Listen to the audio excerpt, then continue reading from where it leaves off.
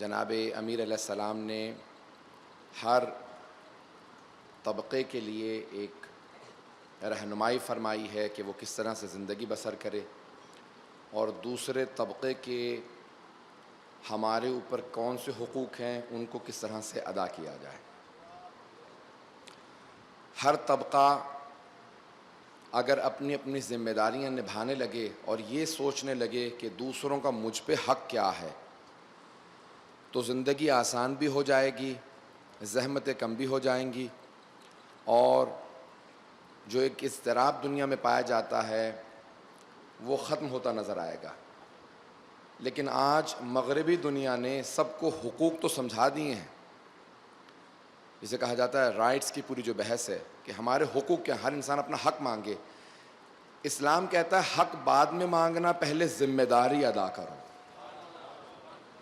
جب میں نے اپنی ذمہ داری ادا کر دی تو پھر مجھے حق مانگنے کا دعویٰ کرنا چاہیے، پھر مجھے حق ہے کہ میں اپنا حق مانگوں۔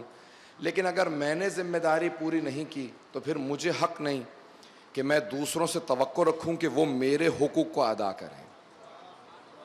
عزیزان گرامی، ہر انسان یہ سوچے، حتیٰ یہاں تک کہ چوتھے امام علیہ السلام کا ایک پورا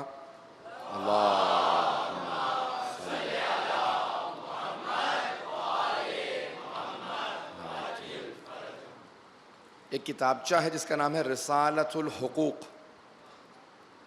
کس کس کے ہم پہ کیا کیا حق ہیں۔ حقوق کی اسلام نے بھی بحث کی ہے، لیکن اسلام یہ کہتا ہے کہ یہ مت کہو کہ میرا کس کس پہ کیا حق ہے، یہ سوچو مجھ پہ کس کس کا کون سا حق ہے۔ اگر میں حق ادا کر دوں تو پھر مجھے پورا اختیار ہے کہ میں دوسروں سے اپنے حقوق مانگوں۔ آئیے ذرا، والدین کے حقوق ہمیشہ پڑھے جاتے ہیں، میں نے آج انتخاب کیا ہے کہ اولاد کے حقوق کیا ہیں مولا کی زبانی۔ ہم اپنی اپنی اولاد کا حق ادا کریں، خصوصاً میں نوجوان بہت زیادہ دیکھ رہا ہوں، جب بھی انسان کی اولاد ہو اس کا حق ادا کریں، اور والدین کا حق سب سے زیادہ ہماری گردنوں پہ ہے۔ مولا فرماتے ہیں اللہ کے بعد، رسول خدا کے بعد، امام وقت کے بعد جو سب سے زیادہ حق ہماری گردنوں پہ ہے وہ ہمارے ماں باپ کا ہے، وہ ہمارے والدین کا ہے۔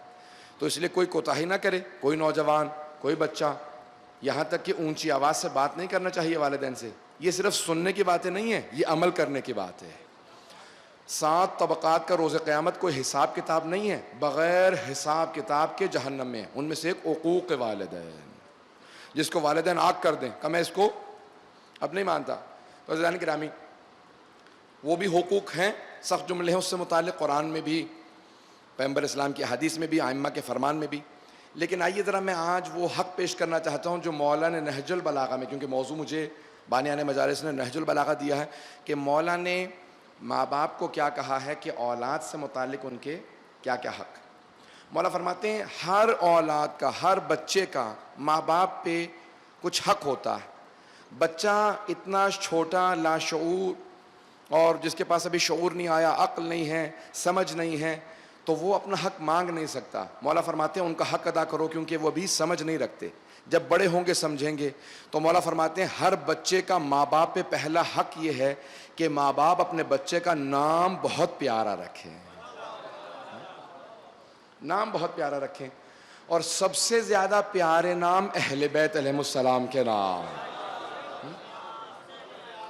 محمد وعجل۔ عزیزان گرامی، سب سے زیادہ پیارے نام اہل بیت کے نام ہیں۔ کبھی یہ نہ سوچیں کہ میں اپنے بچے کا نام اگر دوبارہ رکھ دوں گا محمد یا علی یا حسن یا حسین، تو بہت کامن نیم ہے، بہت عام ہے یہ نام، ہر دوسرے بچے کا نام ہے محمد، ہر دوسرے بچے کا نام ہے علی۔ عزیزان گرامی، جب جناب عبد المطلب اپنے پوتے کا نام محمد رکھ رہے تھے نا، تو لوگ کہہ رہے تھے آج تک یہ نام رکھا ہی نہیں گیا، محمود رکھا گیا ہے، حامد رکھا گیا ہے، محمد تو نام رکھا ہی نہیں گیا، یہ آپ نے کیسا نام رکھ دیا؟ تو جناب عبد المطلب نے کہا تھا میں اس بچے کی پیشانی پہ آثار دیکھ رہا ہوں کہ کائنات میں جو نام میں نے اس بچے کا رکھا ہے سب سے زیادہ رکھا جانے والا نام ہی یہی نام ہوگا۔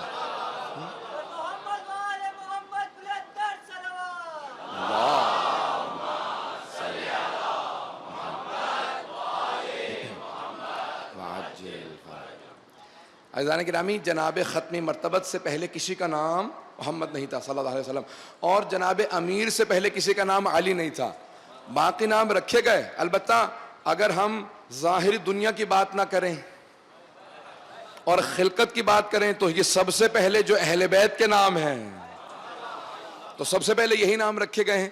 لیکن ہم دنیا کی بات کر رہے ہیں، اس دنیا میں بھی جب اہل بیت علیہ السلام آئے ہیں تو یہ دو نام جو 14 معصومین میں پہلے دو کے نام ہیں، یہ کسی کا نام نہیں تھا۔ تو پیغمبر اسلام کے دادا نے کہا تھا کہ سب سے زیادہ دنیا میں رکھا جانے والا نام یہ نام ہوگا۔ اور پھر ایک اور بات کہی کہ یاد رکھو محمد کا نام ہوتا معنی یہ ہوتا ہے کہ بہت زیادہ جس کی تعریف کی جائے، کہ دنیا کا کوئی ایسا خطہ نہیں ہوگا جہاں میرے اس پوتے کا نام نہیں ہوگا۔ عزیزان گرامی، لوگ بحثیں کرتے ہیں کہ رسول خدا کے پاس علم غیب تھا یا نہیں تھا، ان کے دادا وہ باتیں بتا رہے ہیں۔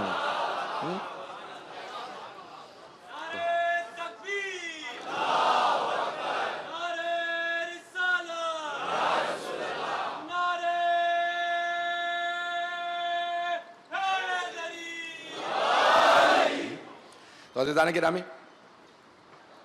جناب ختم مرتبت کے دادا نے اس پیارے انداز سے نام رکھا، اور جناب ابو طالب نے خود جناب امیر علیہ السلام کا نام رکھا کہ جب اشعار نازل ہوئے جناب جبرائیل کی طرف سے اشتق من علی، کہ اس بچے کا نام علی رکھنا جس کو علی سے مشتق کیا گیا، کہ اس بچے کا نام علی رکھنا تھا۔ عزیزان گرامی، سب نے اپنے نام رکھے تھے۔ ماں نے حیدر رکھا تھا، کسی نے زید رکھا تھا، کسی نے اسد رکھا تھا، سب نے جتنے بھی نام رکھے تھے سب کے معنی شیر کے تھے۔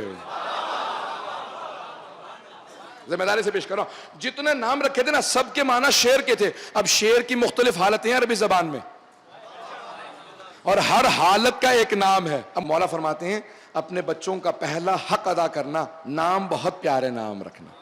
عزیزان گرامی، ایک بات کہتا چلوں، صرف اشارتاً کہہ رہا ہوں اور آگے بڑھ جاؤں گا۔ یہ عجیب بات ہے کہ جتنے بھی دشمنان اہل بیت تھے، نہ صرف ان کے کردار اچھے نہیں تھے، ان کے نام بھی اچھے نہیں تھے۔ تو لیکن اہل بیت علیہ السلام کے جتنے نام بلند ہیں اتنے کردار بلند ہیں۔ تو مولا فرماتے ہیں پہلا حق اولاد کا یہ ہے کہ نام بہت پیارا رکھنا۔ بچہ سمجھ نہیں رکھتا، اسے جو نام دے دو گے وہی رہ جائے گا۔ آج کل ایک عجیب و غریب وبا چل رہی ہے، سب لوگ آتے ہیں کہتے ہیں مولانا نام ایسا بتائیں جو کسی کا نہ ہو۔ عجیب و غریب یعنی کیا بتائیں آپ کو؟ اب بہت سے لوگ کہتے ہیں بالکل یونیک ہو، منفرد نام ہو، کسی کا نہ ہو۔ میرے ایک دوست ہیں مولانا، بزرگ ہیں، بہت بزرگ ہیں، وہ بیٹھے ہوئے تھے، کسی نے کہا مولانا کوئی ایسا نام بتائیں جو کسی کا نام نہ ہو، تو انہوں نے کہا رکھ لو بیٹے کا نام سڑک۔ جب اسی قسم کا سوچو گے کہ کسی کا نام نہ ہو، عزیزان گرامی اگر عام ہونے پہ توجہ کیجئے گا، جس جملے کے لیے میں نے ساری رحمت کی ہے، اگر نام کے عام ہونے پہ تعجب ہوتا اہل بیت علیہ السلام کو، تو سید الشہداء اپنے ہر بیٹے کا نام علی نہ رکھتے۔ ہر امام نے اپنے بچے کا نام ضرور رکھا اہل بیت کے نام پہ۔ عزیزان گرامی اگر کسی بھی امام کی ایک بیٹی تھی تو انہوں نے فاطمہ نام ضرور رکھا، بچیوں کا نام فاطمہ۔ ہر امام نے اپنی بیٹی کا نام، ایک بیٹی کا نام فاطمہ ضرور رکھا۔ سلسلہ ایک حدیث ہے جناب فاطمہ معصومہ قم سے، جناب سیدہ سے روایت کرتی ہیں، ساری بیبیوں سلسلہ سند میں فاطمہ ہیں۔ دوسرا مولا فرماتے ہیں اپنے بچوں کو ادب ضرور سکھانا، اخلاق آداب بہت پیارے ہونے چاہیے۔ کہ اہل بیت علیہ السلام کے ماننے والے اپنے بچوں کو ادب ضرور سکھائیں گے۔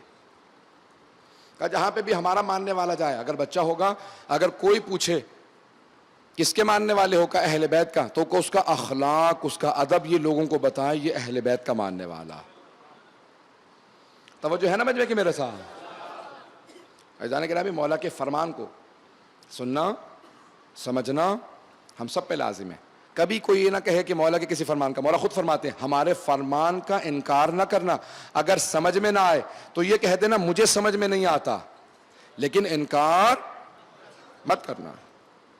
کا انکار کرنے سے ہمارے فرمان کا انکار کرنے کے آثار بہت برے ہیں۔ اس لیے کبھی ہمارے فرمان کا انکار نہ کرنا، ہماری حدیث کا انکار نہ کرنا۔ یہ حدیث نہیں ہو سکتی، یہ حدیث میں نہیں مانتا معاذ اللہ، کبھی نہ کہنا۔ کہ یہ بہت بڑا گناہ. مولا فرماتے ہیں دوسرا اخلاق آداب. جہاں جائیں بچے آداب سے پیش آئیں, اخلاق سے پیش آئیں. واقعہ سنا ہوا ہوگا, مجھے اشارہ کر کے آگے بڑھنا ہے, سب کی توجہ ہے میرے ساتھ. خصوصاً بچوں کی خاطر یہ پیش کر رہا ہوں واقعہ کہ جب مشہور و معروف واقعہ ہے, شاید سب بچے بھی جانتے ہوں گے, اشارہ کر کے آگے بڑھوں گا, پورا تفصیل سے واقعہ نہیں سناؤں گا. کہ جب دونوں امام حسن حسین نے دیکھا نا ایک بزرگ آدمی کو وضو صحیح نہیں جانتے تھے, تو دونوں امام حسن نے کہا امام حسین سے کہ بھیا آؤ ذرا اس کے وضو کی تصحیح کر دیتے ہیں, اس کا وضو صحیح نہیں ہے.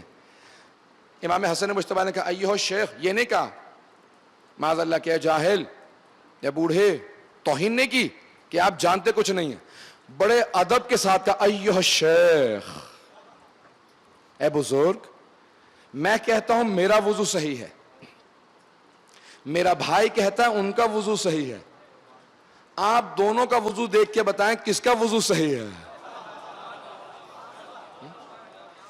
دیکھیں یہ نہیں کہا میں کہتا ہوں میرے بھائی کا وضو غلط ہے, وہ کہتا ہے میرا وضو غلط ہے, آپ بتائیں کس کا وضو غلط ہے. اگر یہ کہتے تو جھوٹ ہوتا, اور معصوم جھوٹ نہیں بولتے. بھئی وضو تو غلط تھا ہی نہیں کسی کا, اگر معصوم کا معاذ اللہ وضو غلط ہو تو پھر کس کا وضو صحیح ہوگا. معصوم تھے, جانتے ہیں کہ ان کا بھی وضو صحیح ہے, امام حسین کا بھی, میرا بھی صحیح ہے, لیکن اس کی تصحیح کرنا مقصود تھا. تو یہ نہیں کہا کہ غلط ہے, کہ میں کہتا ہوں میرا وضو صحیح ہے, میرا بھائی کہتا ہے اس کا وضو صحیح ہے, دونوں کا وضو دیکھ کے بتائیے کس کا وضو صحیح ہے. اب بہترین وضو بجا لائے امام حسن مجتبی, بالکل صحیح. پھر اس کے بعد اپنے بھائی سے کہا کہ بھیا ذرا آپ وضو کر کے دکھائیں. امام حسین نے بہترین وضو کیا. اب کہا بتائیے ہم دونوں میں سے کس کا وضو صحیح ہے. تو فوراً وہ بزرگ بولے, کہا کہ دونوں شہزادوں آپ کا دونوں کا وضو صحیح ہے, وضو تو میرا غلط ہے.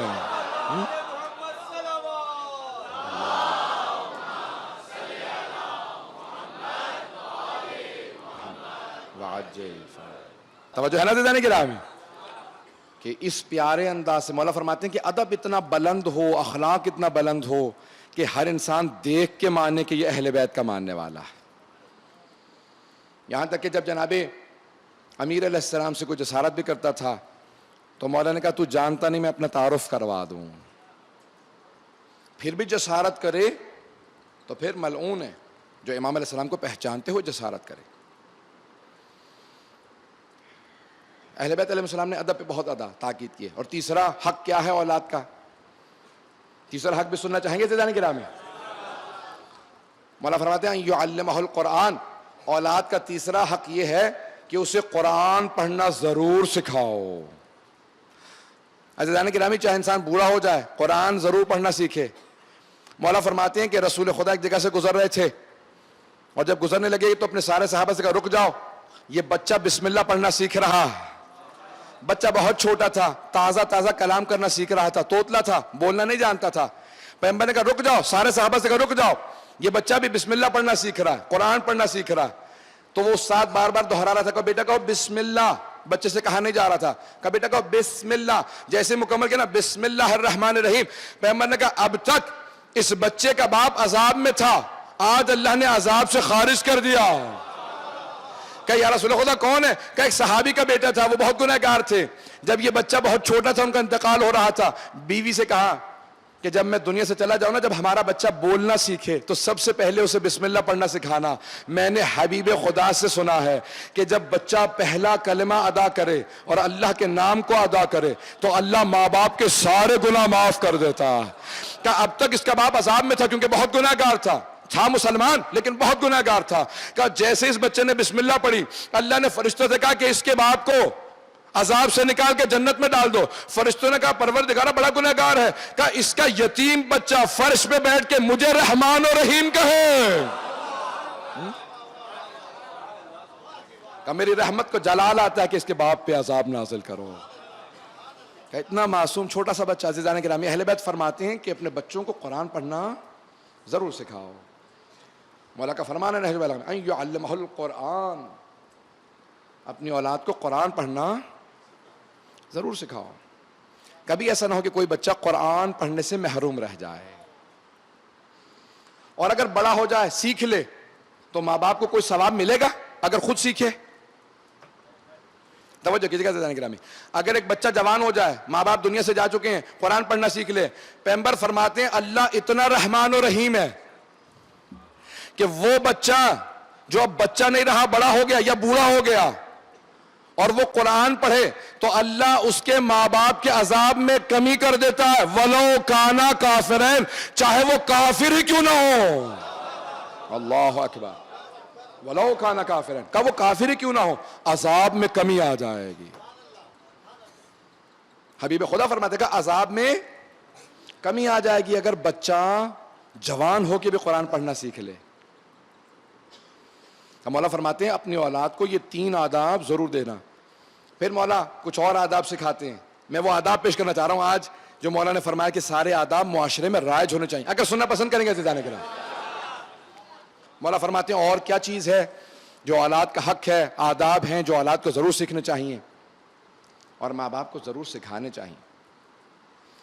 مولا فرماتے ہیں ایک اور چیز ہے، اپنے بچوں کو حلال کمانا اور حلال کھانا سکھاؤ۔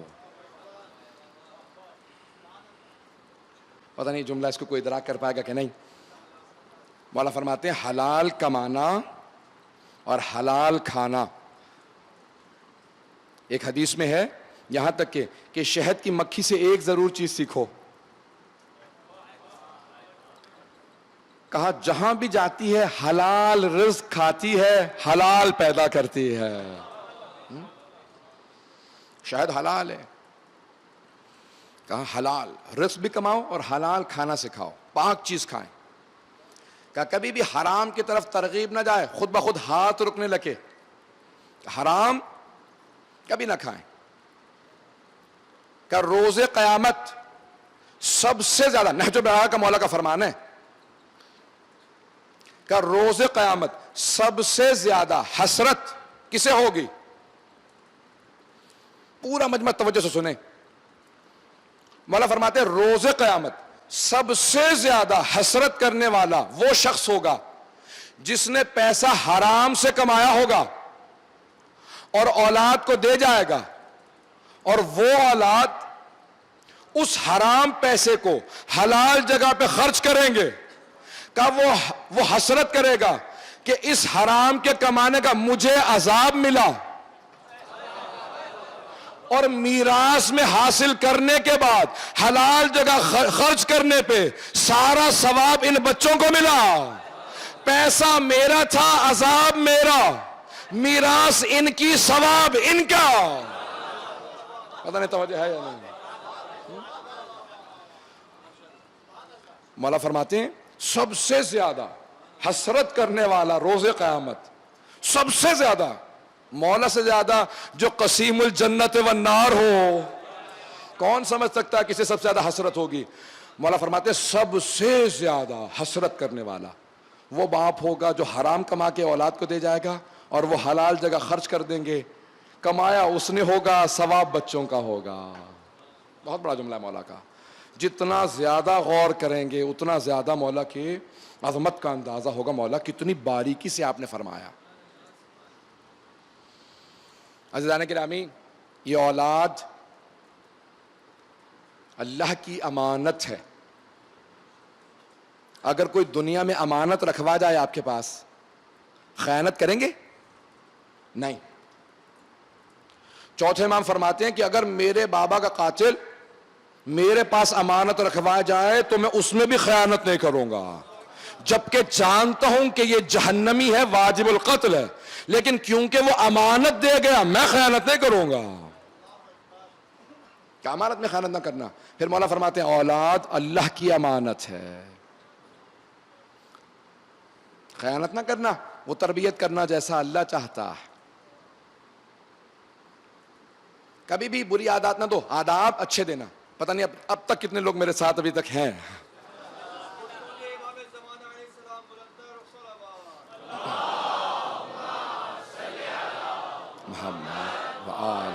محمد وعجل فرج۔ عزیزان گرامی، میں نہج البلاغہ سے مولا کا خطبہ پیش کر رہا ہوں۔ میں پوری کوشش کروں گا جیسا مولا چاہتے ہیں پیغام پہنچے ان کے شیعوں کو، وہ پیغام پہنچاؤں۔ مجھے اس بات کی پرواہ نہیں ہے، جب میں ممبر پہ آتا ہوں نا تو یہ ممبر میرا نہیں ہے، یہ ان کی امانت ہے۔ اگر یہاں آ کے خیانت کروں تو ان سے خیانت ہے. اس لیے میں خیانت نہیں کرنا چاہتا, کوئی ایسا کام نہیں کرنا چاہتا کہ اس ممبر سے خیانت. عزیزان گرامی, کون ہے اہل بیت علیہ السلام؟ ان کی عظمتیں بہت زیادہ. مولا فرماتے ہیں ادب ایسا سکھاؤ. کیا ہے شرائط آداب کی, اخلاق کی؟ مولا کہتے ہیں سب سے مومن کے لیے سب سے بڑا گناہ جھوٹ ہے. کہ یہ جھوٹ ماں باپ اولاد کو سکھاتے ہیں. میں سادہ سے ایک مثال دوں گا. جب آپ نئے نئے تیاری کر رہے ہوتے نا بچے کو جھوٹ سکھانے کی, بچے نے ٹیلی فون اٹھایا کہ ذرا کہہ دو میں نہیں ہوں, تو بچہ کہتا ہے بابا کہہ رہے ہیں وہ گھر پہ نہیں ہے. کیوں؟ بچہ پاک ہے, اسے ابھی گناہ کرنا نہیں آتا, اسے جھوٹ بولنا نہیں آتا.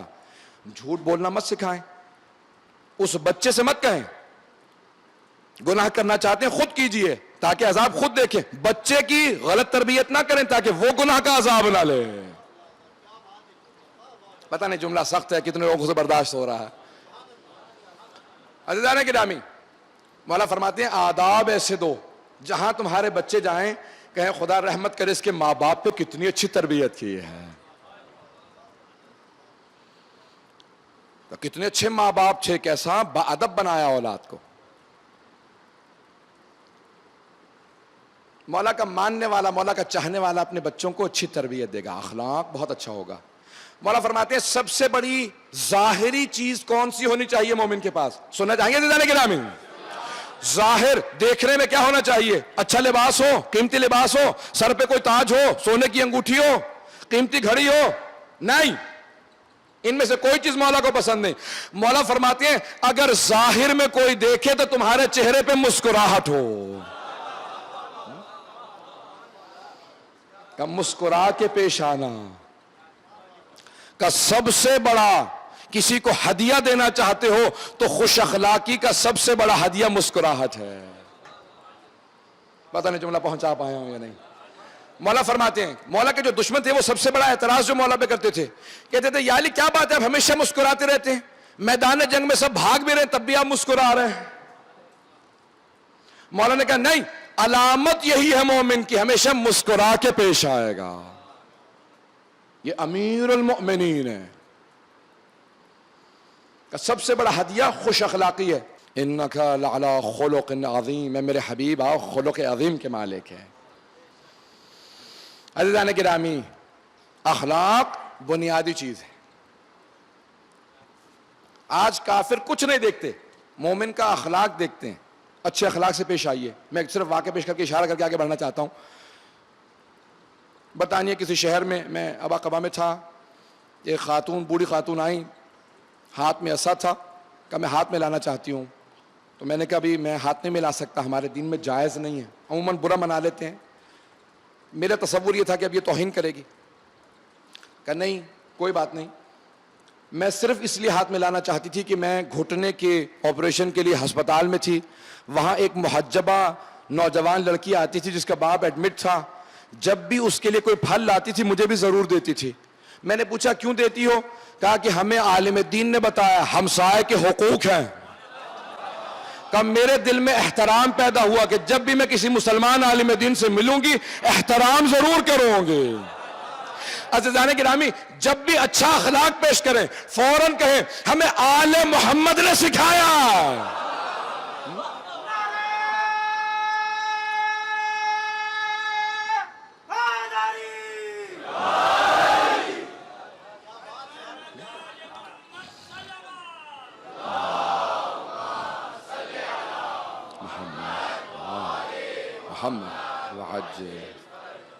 عزیزان گرامی, اہل بیت فرماتے ہیں اچھے اخلاق سے پیش آنا. جہاں جہاں جائیں ہر جگہ پہ کہیں ہم آل محمد کے ماننے والے.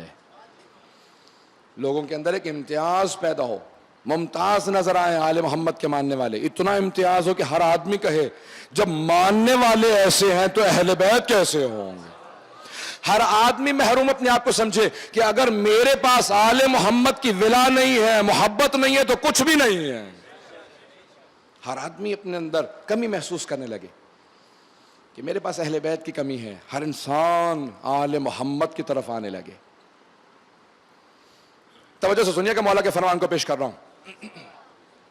یہ نہج البلاغہ مولا نے فرمایا کہ اپنی اولاد کو جب دیکھو پروان چڑھ رہے ہیں تو ان کی زندگی کے پہلے 21 سال پہ توجہ رکھنا. پہلے 7 سال، پھر 7 سال، پھر 7 سال. پہلے 7 سال میں ان سے خدمت نہ لینا، اپنا سردار سمجھنا. اگلے 7 سال میں ان کو عادت ڈالو عبادت کی، کام کی، اخلاق کی، آداب کی، مجلس کی، اہل بیت کی. کہ پہلے 7 سال میں کبھی ڈانٹ ڈپٹ سختی نہیں، پہلے 7 سال میں کوئی سختی نہ کرنا. ہاں ادب ضرور سکھانا، بے ادب نہ بننے دینا. کہ لیکن اگلے 7 سال میں سختی کرنا. اگر بات نہ مانے کہ نہیں بیٹا مار پیٹ، اگر نشان پڑ جائے تو اس کا بھی کفارہ دینا پڑتا ہے. اولاد کو کسی کو بھی اتنا زور سے نہیں مار سکتے کہ نشان بن جائے. اگر نشان بنے تو اس کا بھی کفارہ ہے. تو عزیزان گرامی کا سختی رکھنا تاکہ کبھی بھی اس راستے سے نہ ہٹ جائیں جو اہل بیت کا راستہ ہے. کا 14 سال تک سختی، پہلے 7 سال آقا، دوسرے 7 سال خادم، کا تیسرے 7 سال دوست بنا کے رکھنا. 14 سے 21 سال تک دوست کا مشورے لینا. دوست سے مشورہ لیا جاتا کہ مولا بچے سے مشورہ کا چاہے ماننا مت لیکن اسے عادت ڈالو، عقل استعمال کرو.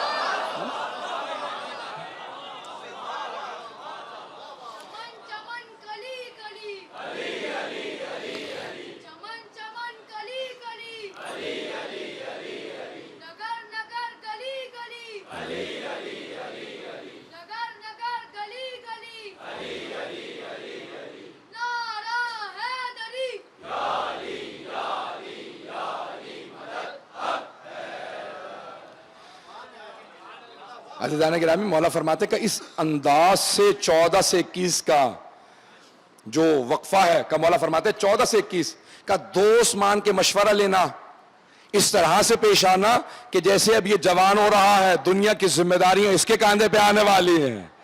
جب اہمیت دو کہ خود بخود اہمیت کا احساس کرے گا، ذمہ داری اپنے کاندھوں پہ محسوس کرے گا. کہ مولا 21 کے بعد آپ نے چھوڑ دیا، جبکہ اولاد کو تو چھوڑا ہی نہیں جا سکتا. کہ مولا فرماتے ہیں کہ میں نہیں کہہ رہا 21 کے بعد چھوڑ دینا، کہ پھر اولاد کو اس کے حال پہ چھوڑ دو جو وہ بن چکی ہے، بن چکی.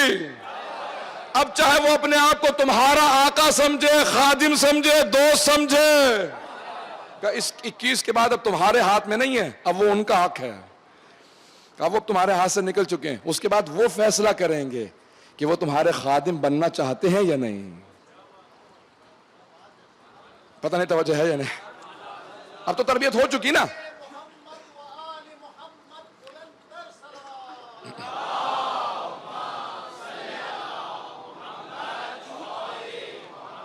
واجل فرق وقت نہیں ہے زیادہ، 5 سے 10 منٹ کی زحمت دوں گا عزیزان گرامی، اس کے بعد پھر مصائب پہ آ جاؤں گا.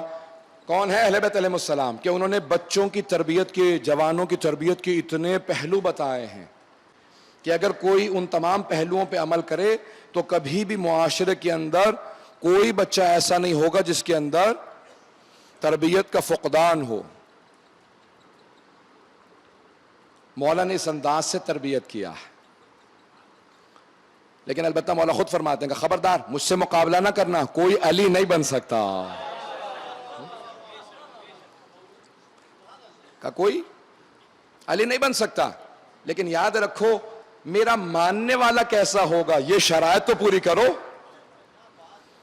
اب ذرا دیکھیے مولا نے جو ان کے چاہنے والے ہیں انہوں نے اپنی اولاد کو کیسے ادب سکھایا. عزیزان گرامی، بے انتہا تعظیم و عظمت اہل بیت علیہ السلام کے حتی ماننے والوں کی.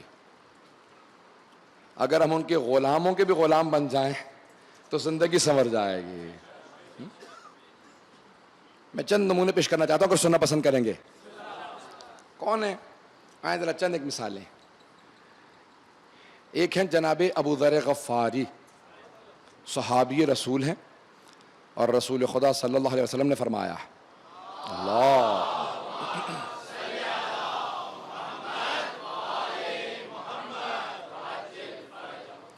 آپ نے فرمایا کہ ما ذلت الغبراء، نہ آسمان نے سایہ کیا نہ زمین نے اٹھایا اتنا سچا آدمی جتنا کہ ابو ذر غفاری ہم اہل بیت کے بعد سب سے سچے صحابی. لیکن کیسے تربیت کیا اولاد کو؟ کہ بیٹا کبھی بھی حق کے اوپر سمجھوتا نہ کرنا، حق پہ سمجھوتا نہ کرنا۔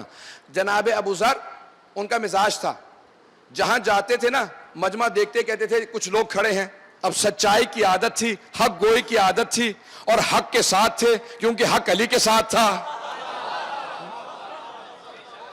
پیغمبر کہہ گئے تھے نا جناب عمار سے، جناب ابو ذر سے کہ اے عمار، اے ابو ذر، جہاں پہ تم دیکھو کہ ایک وادی کے اندر، آخری جملے فضائل کے سن لیجیے، اس کے بعد پھر 10 منٹ کی زحمت دے رہا ہوں، کہا اے ابو ذر، اے عمار، جہاں تم دیکھو میرے سارے صحابہ ایک وادی میں جا رہے ہیں اور علی اکیلے دوسری وادی میں جا رہے ہیں، اس وادی میں چلے جانا جہاں اکیلے علی جا رہے ہوں، کیونکہ اللہ حق کو ادھر موڑتا ہے جہاں علی جاتا۔ تو جناب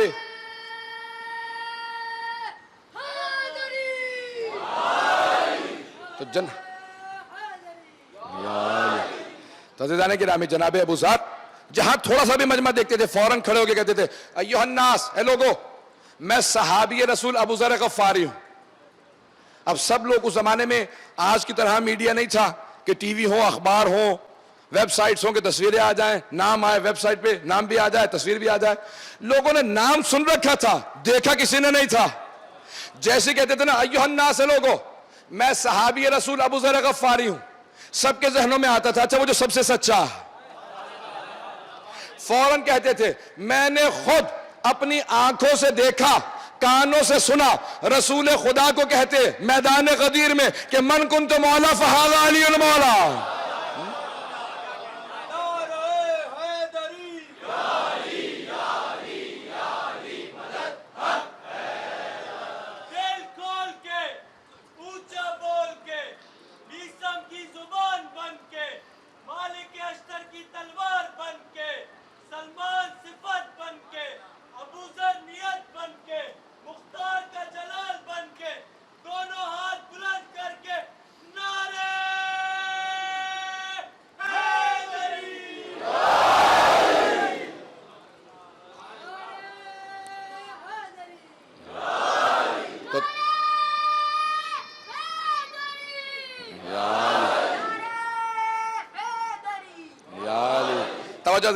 بس مجھے زیادہ زحمت نہیں دینی ہے آپ کو، بات کو مکمل کر دیا میں نے۔ جناب ابو ذر غفاری اپنی اولاد کو تربیت کر رہے ہیں، جن کے لیے پیغمبر نے کہا سب سے سچے ہیں، کہ بیٹا کبھی بھی حق کا ساتھ نہ چھوڑنا، اگر حق کا ساتھ چھوڑو اور اس دوران موت آ جائے تو سمجھنا حق سے دور مرے ہو۔ ہمیشہ حق کے ساتھ رہنا۔ بیٹا اگر طاقت نہ ہو حق کا ساتھ دینے کی تو کبھی باطل کے ساتھ نہ ملنا۔ جناب ابو ذر کے ایک بیٹے تھے، نام ذر تھا، ایک بیٹی تھی، اور جناب ابو ذر نے بے انتہا سختیاں برداشت کی تھیں حق کا ساتھ دینے میں۔ ملک بدر ہوئے، ٹھوکریں کھائیں، یہاں تک کہ ان کا سارا سامان گھر سے نکال کے سڑک پہ پھینک دیا گیا۔ کہا اے ابو ذر مدینہ خالی کر دیجئے، آپ یہاں نہیں رہ سکتے۔ جب جانے لگے تو نہج البلاغہ میں خطبہ ہے جناب امیر علیہ السلام کا جناب ابو ذر سے۔ کہا اے ابو ذر، پابندی تھی کہ کوئی ملنے نہیں جا سکتا جناب ابو ذر سے، جناب امیر علیہ السلام جناب امام حسن حسین کے ساتھ، جناب عبداللہ ابن جعفر تیار اور جناب عقیل، ان چاروں کے ساتھ ملنے آئے۔ جیسے جناب ابو ذر نے دیکھا نا کہ مولا آ رہے ہیں تو دیکھتے ہی زار و قطار رونے لگے، اتنا روئے کہ مولا نے سینے سے لگا کے پیار کیا۔ کہا ابو ذر اپنا دل چھوٹا مت کرو، ان قریب تم رسول خدا کی بارگاہ میں پہنچ جاؤ گے، پیغمبر اسلام تمہیں اپنے پاس رکھیں گے کیونکہ تم نے حق کی خاطر قیام کیا ہے۔ جو کچھ بھی تمہارے مصائب آئے نا یہ حق کی خاطر تھے۔ تو جناب ابو ذر نے ایک جملہ کہا کہ مولا یہ جتنے مصائب آ جائیں مجھے ان مصائب کا کوئی رنج نہیں ہے، کوئی دکھ نہیں، صرف دکھ ہے تو ایک بات کا، اب میں آپ کو دیکھنے سے محروم رہوں گا۔ اتنے عاشق تھے۔ کہا میں آپ سے دور ہو رہا ہوں، مجھے آپ کی جدائی کا غم ہے، مجھے ان مصائب کا کوئی غم نہیں ہے۔ مولا نے کہا ابو ذر ان قریب تم پیغمبر اسلام کی بارگاہ میں چلے جاؤ گے، ابو ذر تم تنہا رہ جاؤ گے، مصائب ابھی بہت آنے والے ہیں، آئندہ کے دن تمہارے بہت زیادہ مصائب ہو جائیں گے۔ جناب ختمی مرتبت نے کہا تھا ابو ذر تم بالکل تنہا رہ جاؤ گے، جب تنہا رہ جاؤ گے نا تمہارا انتقال ہو جائے گا۔ ابو ذر پریشان نہ ہونا، بہترین مؤمنین تمہارا غسل و کفن کریں گے، کوفے کے بہترین مؤمنین۔ تو جناب بزرگ کو یقین تھا، روتے ہوئے چلے ربضہ کی جانب۔ جب پہنچے ربضہ، دیکھیں تربیت کیسی اولاد کی، کتنی سخت ہوتی ہے، مولا کے جملوں پہ غور کیجئے گا۔ لے کے گئے۔ اب جناب ابو ذر نے ایک بیٹا تھا، نام ذر تھا، جس کی وجہ سے ابو ذر کہلاتے تھے۔ اپنا نام تھا جندب ابن جنادہ، جناب ابو ذر کا نام۔ جب آئے نا تو کھیتی باڑی دوبارہ کرنے لگے۔ بیٹے نے کہا بابا، جوان بیٹے کے ہوتے ہوئے بوڑھا باپ دوبارہ خدمت کرے، میری غیرت برداشت نہیں کرتی، بابا مجھے کام کر لینے دیجئے۔ ربضہ میں پانی کی قلت تھی، ایک ایک کر کے سارے جانور مرنے لگے۔ جب اونٹ اور گھوڑے سب مر گئے نا، تو بیٹا بڑی مصیبتوں سے ہل چلاتا تھا۔ آہستہ آہستہ زیادہ محنت کر کے گرمی میں بیٹا بیمار ہونے لگا، اتنا بیمار ہوا کہ جوان بیٹا مر گیا۔ دیکھیں، جوان بیٹے کے غم کو برداشت کرنے کے لیے کسی زینب کبریٰ کا کلیجہ چاہیے۔ جناب ابو ذر اور ان کی زوجہ برداشت نہیں کر سکے، تو اب جناب ابو ذر نے اپنے بیٹے کو دفنایا۔ اور جو جملہ میں پیش کرنا چاہتا ہوں، جس کی وجہ سے میں نے واقعہ سنایا، آنے کے بعد قبر پہ بیٹھے۔ آج مسائل مختصر رکھوں گا۔ قبر پہ بیٹھنے کے بعد جملہ کہا ذر، جانے کے دن میرے تھے، تم چلے گئے۔ اب آخر باپ ہے، دل تو پھٹ رہا تھا، رو رہے تھے۔ کہا بیٹا، ایک جملہ کہوں گا، تم چلے تو گئے ہو، لیکن عنقریب میں بھی تمہارے پاس آنے والا ہوں۔ وہ باپ جسے پہلے جانا چاہیے تھا، موت کسی چیز کو نہیں مانتی۔ چلے گئے۔ اب اس وقت ایک جملہ کہا پروردگارہ، ہاتھوں کو بلند کر کے کہا پروردگارہ، اس نے کچھ تیرے حقوق ادا کرنے تھے، کچھ میرے حقوق ادا کرنے تھے۔ پروردگارہ، اس نے میرے حقوق ادا کرنے میں کوتاہی کی ہوگی، تیرے حقوق ادا کرنے میں بھی کوتاہی کی ہوگی، لیکن پروردگارہ، میں مخلوق ہوں تو خالق ہے، میں نے مخلوق ہوتے ہوئے اپنے سارے حق معاف کر دیے۔ تو خالق ہے پروردگارہ، تو بھی اپنے سارے حق معاف کر دے۔ مولا فرماتے ہیں کہ جناب ابو ذر کے اس ایک جملے کی وجہ سے پروردگار نے ان کے بیٹے کی مغفرت کر دی۔ کہا ابو ذر کے بیٹے کا کوئی حساب کتاب نہ کرنا، باپ نے اتنا بڑا جملہ کہا۔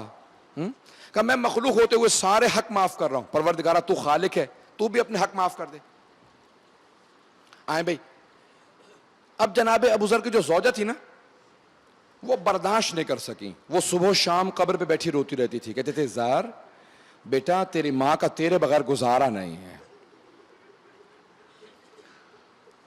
ماں کے لیے بڑا مشکل ہوتا ہے، خدا کسی ماں کو اولاد کی آزمائش نہ دے، اولاد کی آزمائش بہت سخت ہوتی ہے۔ اب جناب ابو ذر کی زوجہ مسلسل روتی رہتی تھی، یہاں تک کہ چند ہفتے یا چند مہینے گزرے تھے کہ روتے روتے جناب ابو ذر کی جو زوجہ تھی وہ انتقال کر گئیں۔ جب ان کا انتقال ہو گیا نا، تو جناب ابو ذر غفاری نے اپنی زوجہ کو بھی دفنا دیا۔ بیٹی بہت چھوٹی تھی، اسے پوری طرح سے مصائب کا ادراک نہیں تھا، لیکن ماں کو یاد کر کے بہت روتی تھی۔ اب آہستہ آہستہ جناب ابو ذر بیمار ہونے لگے۔ جب بیٹی نے دیکھا نا کہ بابا میں اب طاقت نہیں رہی، کہا بابا آپ کی اب صحت نہیں رہی، کہا بیٹی آؤ میرے ساتھ چلو، میں تمہیں کہیں پہنچا دیتا ہوں۔ جب کوئی قافلہ گزر رہا ہو نا، تو قافلے سے کہنا مجھے مدینے میں علی ابن ابی طالب کے پاس پہنچا دے۔ کہا جس یتیم کا کوئی نہیں نہ ہوتا، کہا جس کا کوئی نہ ہو، جو لاوارث ہو، میرے مولا اس کے وارث ہے۔ کوئی یتیم اپنے آپ کو لاوارث نہ سمجھے۔ کہا بیٹی بس یہ کہنا کہ جو بھی تمہیں قافلے میں ملے گا مجھے علی کے پاس پہنچا دو، میرے مولا تمہاری کفالت کریں گے، میرے مولا تمہیں پالیں گے۔ کہا اچھا بابا۔ انگلی پکڑ کے بیٹی چلنے لگی۔ جناب ابو ذر کچھ دور ہی چلے تھے، بستی کے قریب، ابھی آخر تک نہیں پہنچے تھے کہ ایک مرتبہ چلتے چلتے زمین پہ گر گئے۔ بیمار تھے، جوان بیٹے کا غم تھا۔ جیسی زمین پہ گرے نا، تو بیٹی نے کہا بابا تھوڑی سی ہمت کیجئے، مجھے جہاں سے قافلے گزرتے ہیں وہاں تک پہنچا دیں۔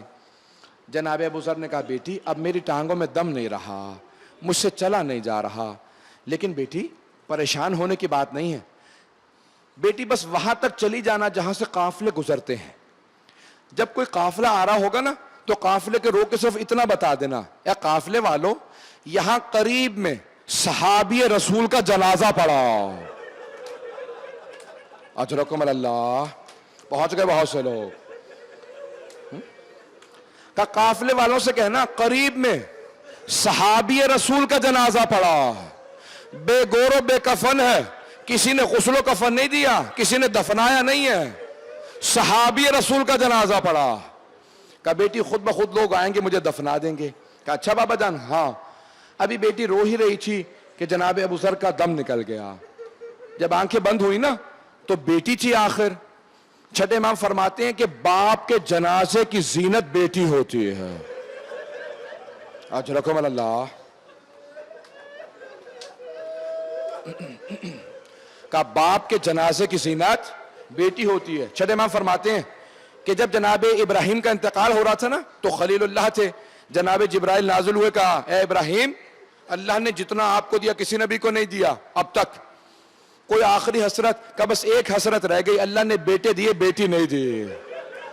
کہا کیوں؟ کہا باپ کے جنازے کی زینت بیٹی ہوتی ہے.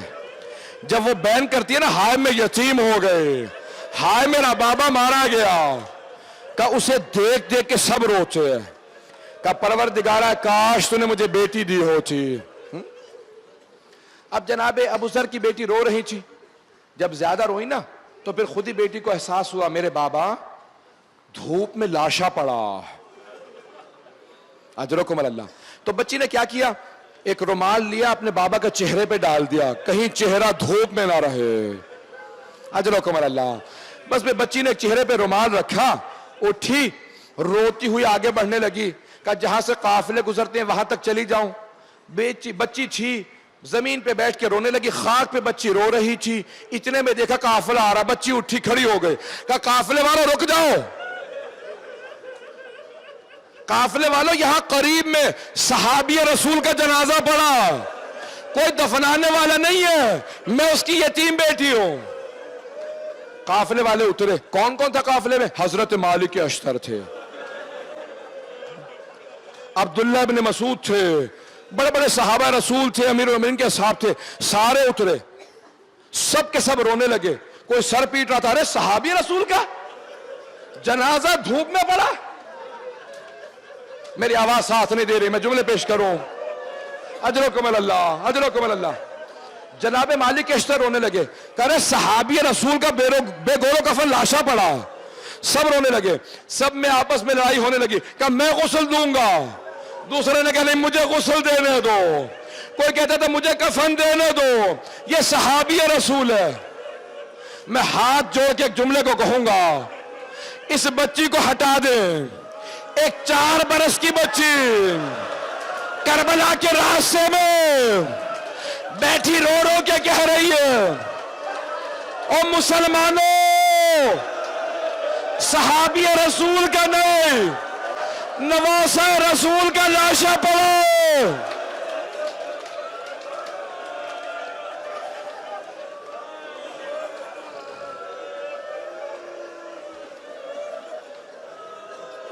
ایک 4 برس کی بچی بار بار رو کے کہتی ہے مسلمانوں یہ تمہارے نبی کا نواسہ ہے، یہ فاطمہ کا لال ہے، میری دادی نے چکیاں پیس کے پالا تھا. اجرکم اللہ، اجرکم اللہ. میں مجھے یہاں پہ زیادہ تفصیل سے مصائب نہیں پڑھنے، میں چند اصحاب کے مصائب پیش کرنا چاہتا ہوں، صرف اشارہ دے کے ختم کر دوں گا. 5 منٹ کی زحمت دے رہا ہوں، میرے ساتھ رہیے گا. عزیزان گرامی، کون ہے جناب امام حسین؟ جب ایک ایک کر کے صحابہ کہہ رہے تھے نا، صحابہ آ رہے تھے مولا اجازت دیجیے آپ پہ قربان ہو جائیں، تو ان میں کچھ اصحاب بڑے بوڑھے تھے. جناب حبیب، جناب مسلم ابن اوسجا، جناب سعید. جناب سعید 97 برس کے تھے. جب مولا کے پاس آئے نا، مولا میں آپ پہ قربان ہونا چاہتا ہوں. مولا نے ایک نگاہ ڈالی، دیکھا کمر ٹوٹی ہوئی ہے، بھویں بڑی ہوئی ہیں، دونوں ہاتھ کمر پہ ہیں. مولا نے کہا سعید آپ بہت بزرگ ہیں، میری غیرت برداشت نہیں کرتی کہ یہ ملعون آپ کو اس طرح سے قتل کریں. ایک مرتبہ دونوں ہاتھ رکھ کے جناب سعید نے کمر کو سیدھا کیا. کہا مولا مجھے محروم نہ رکھیے گا، میں کوفہ سے آیا ہوں آپ پہ قربان ہونے، میں آپ کے نانا کے سامنے سرخرو ہونا چاہتا ہوں. کہ مولا مجھے اجازت دے. ایک مرتبہ انہوں نے پٹی باندھی, اپنی بھووں کو سیدھا کیا, کمر پہ پٹکا باندھا, دونوں ہاتھ کمر پہ رکھے. کہ مولا اب میں بوڑھا نہیں رہا, میری کمر ٹوٹی ہوئی نہیں ہے, دیکھیے میری کمر سیدھی ہے. مولا کی آنکھوں میں آنسو آئے. کہ سعید ابھی جب میں نماز شروع کروں گا نا, میرے سامنے کھڑے ہو جانا, کوئی تیر نہ آنے دینا. جناب سعید نے, دیکھیے گا, جناب سعید نے دونوں ہاتھ کمر پہ رکھے, کمر سیدھی کر کے کھڑے ہو گئے. ایک مرتبہ تیر آیا, جناب سعید کے سینے میں لگا. بوڑھے تھے, بزرگ تھے, کمزور تھے, پیاسے تھے, لب کانپنے لگے. نگاہوں کو بلند کیا کہ پروردگارا تیرے حسین کی نماز مکمل ہو جائے, میں تب تک نہ گروں. ایک مرتبہ دوسرا تیر لگا, ان کے سینے میں تیر لگتے رہے, ان کے لب کانپتے رہے, یہاں تک کہ آواز آئی السلام علیکم ورحمت اللہ وبرکاتہ. جیسے امام حسین کی نماز مکمل ہوئی نا, جناب سعید گر گئے. جیسے ہی گرے, جناب سید الشہداء آگے بڑھے, دونوں ہاتھ ان کی پشت پہ رکھے, بڑے آرام سے انہیں زمین پہ لے کے آئے. ایک مرتبہ کانپتے ہوئے لبوں سے جناب سعید نے ایک سوال کیا کہ مولا آپ مجھ سے راضی ہیں؟ جناب سید الشہداء نے کہا سعید میں راضی, میری ماں فاطمہ راضی, میرے بابا علی مرتضی راضی, میرے جد رسول خدا راضی. اجرکم اللہ, اجرکم اللہ. بس میں نے تمام کر دیا, بس بے آخر جملے سن لیجئے, میں دعا کرواؤں گا, 2 جملے کہہ دوں گا, میں نے مکمل کر دیا.